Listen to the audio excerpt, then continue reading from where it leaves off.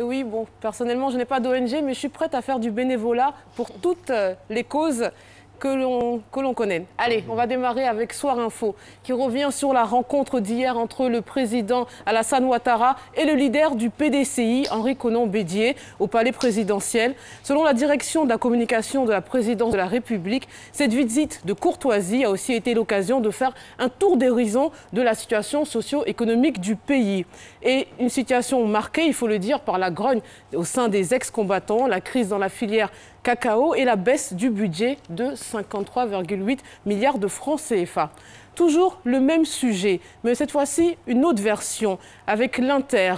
Selon le journal, donc, cet échange concernait principalement l'alternance politique en 2020. L'article rappelle que les consignes du Sphinx de Daoukro à ses partisans dans le sens de la reconquête du pouvoir le 27 avril dernier, avait mis le RDR dans une posture délicate. Au lendemain de ce discours, le Premier ministre Amadou Gon Coulibaly s'était précipité au domicile du président Bédié pour s'en enquérir.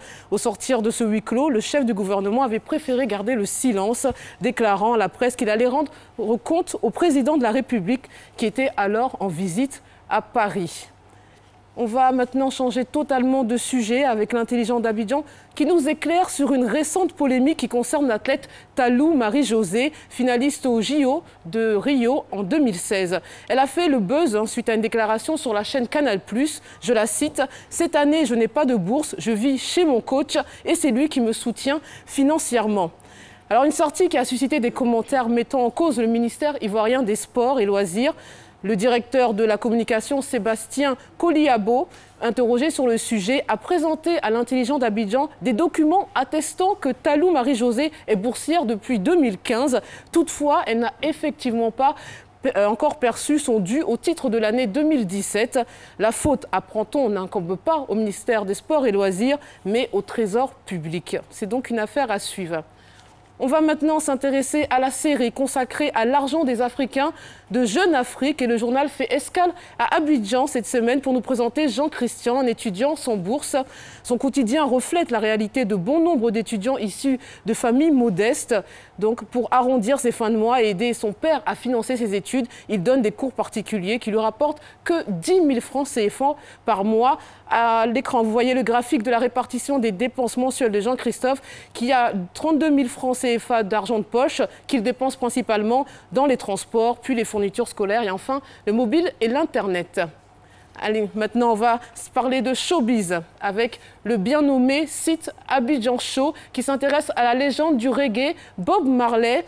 Et selon le magazine Forbes, il a vendu environ 200 millions de disques à travers le monde de 1962, date à laquelle il débute sa carrière, jusqu'à sa mort en 1981. Il a connu un immense succès et son album Légende, notamment, a été vendu à près de 25 millions d'exemplaires. Ça fait rêver.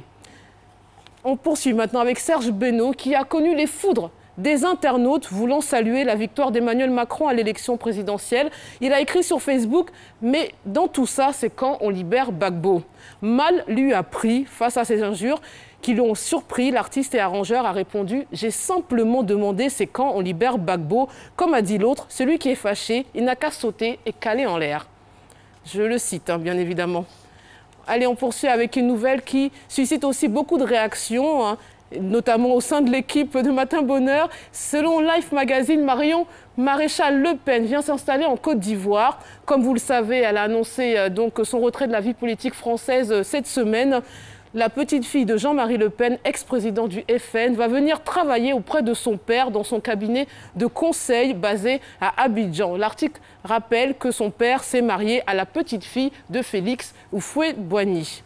Et comme chaque vendredi, un peu d'humour, on va finir avec une caricature que vous allez voir apparaître qui nous dit deux hommes sont assis sur un banc et observent leurs voisins. L'un dit à l'autre « Pourquoi si ? Eh bien, son fils est un petit banquier à Abidjan. » Et l'autre lui répond « Mais ça, c'est rien. On m'a appelé pour me dire que mon fils est un grand chômeur là-bas. » Voilà, c'était la touche humoristique. Allez, très bon week-end et on se retrouve lundi, s'il plaît à Dieu.